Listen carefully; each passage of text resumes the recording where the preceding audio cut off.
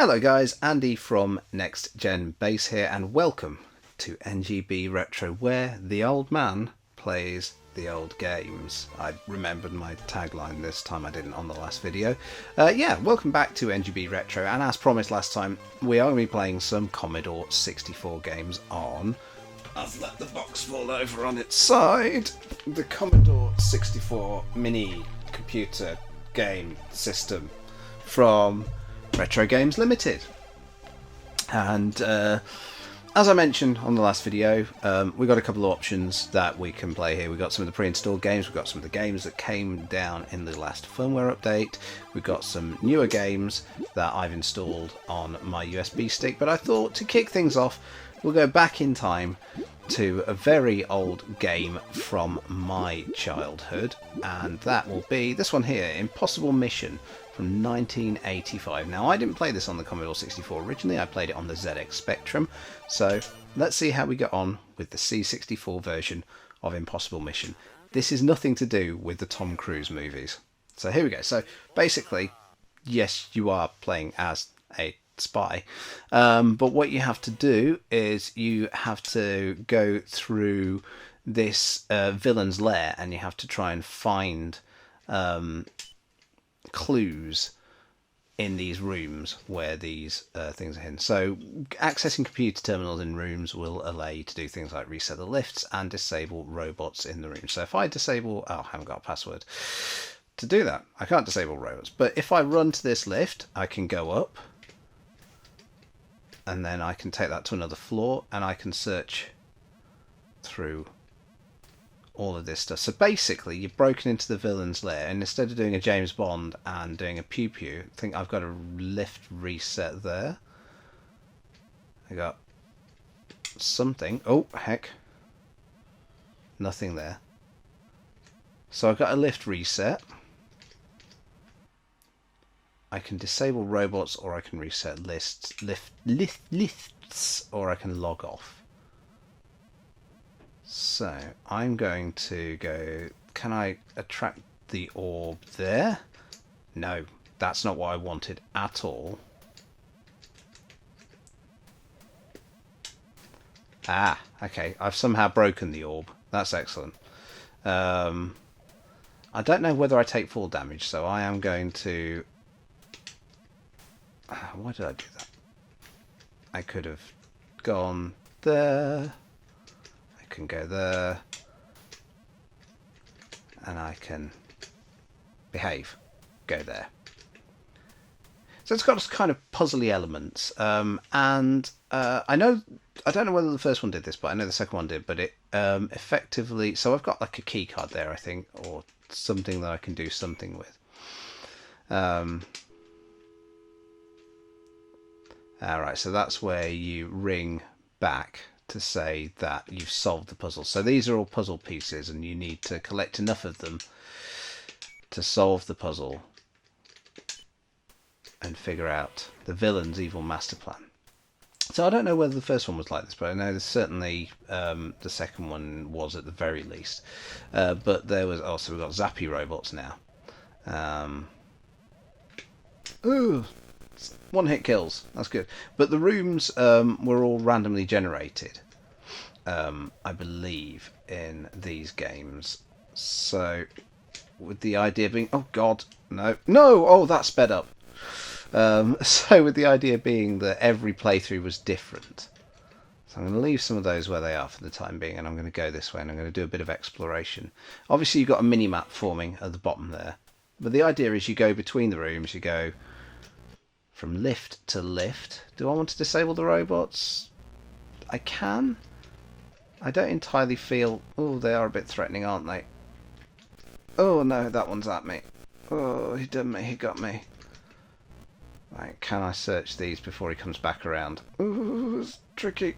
Nothing there. Excellent. Oh, no, he got me there as well. So... I believe that you don't have lives, but you do have a time limit, and you have a time limit to basically finish the game in.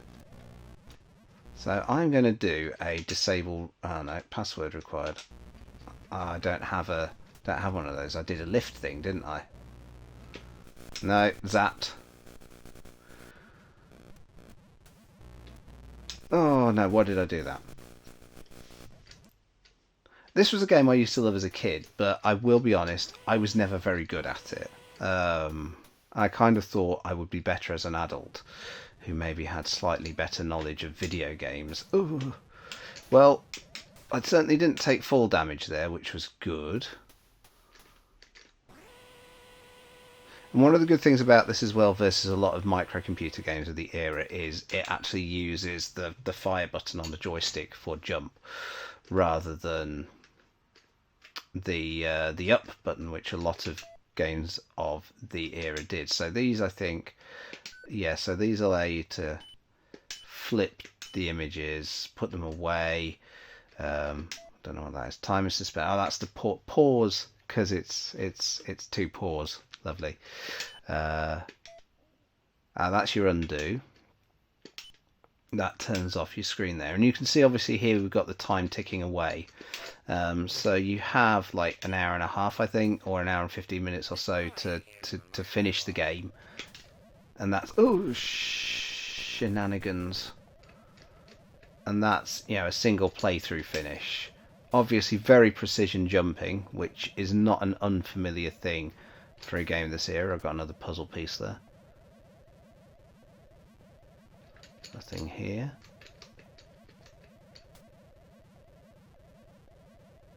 Search in there. Nothing there. So I could do with trying to make it over to that down there, but I feel like that robot... No. Oh!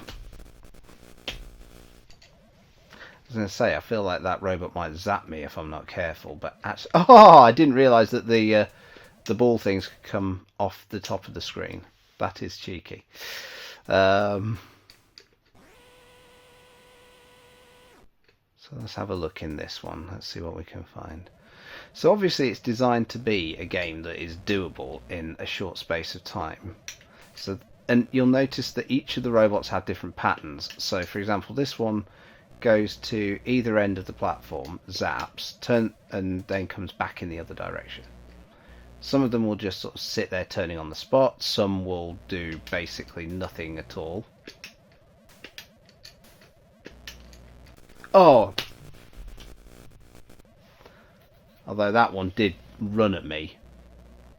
I don't believe I've got anything that I can use to...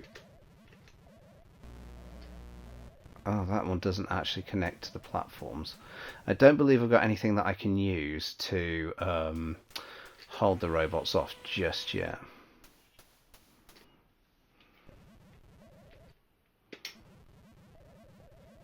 Oh, there's some fast robots there, aren't there?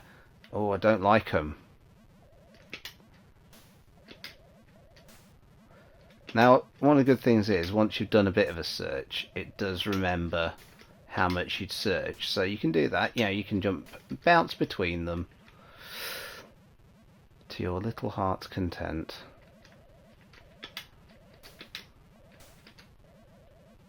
Oh, that one sped up a bit when he saw me. Oh no, don't like it. So I could do with jumping over it when it... Oh!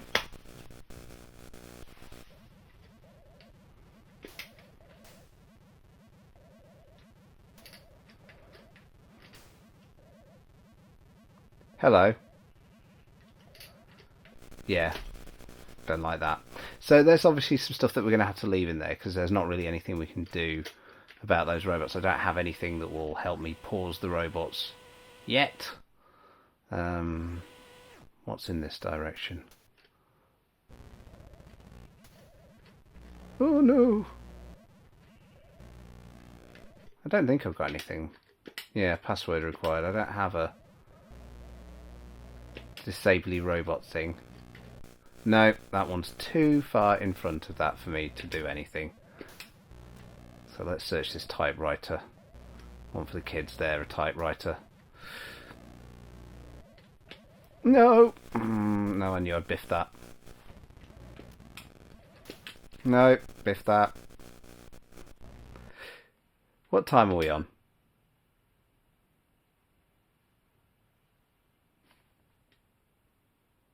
Oh, the time goes up. I thought the time went down. Yeah, and you get these lovely crunchy Commodore 64 voice samples. Hello, you don't want me to come there, do you? Okay.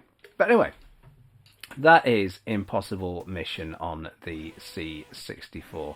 As I said, I've no plans to do like a complete playthrough, but as you can see, you know, as an example of a pre-installed game on the C64 Mini, it's running quite nicely. You know, it's got those nice chunky C64 graphics. It's got the nice SID audio on it. I think I said this in the unboxing. I never owned a C64 myself. I was a ZX Spectrum kid back in the 80s. But no, I don't think so. Oh, cheeky. Oh, cheeky. Oh, there we go. But actually getting the C64 Mini has been great for me because it's been a chance to explore some of the microcomputer games that I never actually had in my own house. My cousin had a C64, I never did. So, you know, while I had Impossible Mission on my Specky, you know, this is the C64 version. Although there's very little difference between the two, you know, if I'm honest. Can I jump over it? Will it zap me? No, it zapped me. Anyway, that is Impossible Mission on the C64. Comment below if you want to see me suffer my way through an entire playthrough of this. For the moment, I'm going to leave it here. I'm going to be checking out some more C64 games for NGB Retro on the C64 Mini, and we do have another retro computer system lined up for future videos, so keep an eye out for that. And one of the ways you can do that is by subscribing to the channel, so go ahead and do that. And do like this video if you've liked it. That seems a bit of a no-brainer, but there you go. And I'll see you next time on NGB Retro. Bye for now.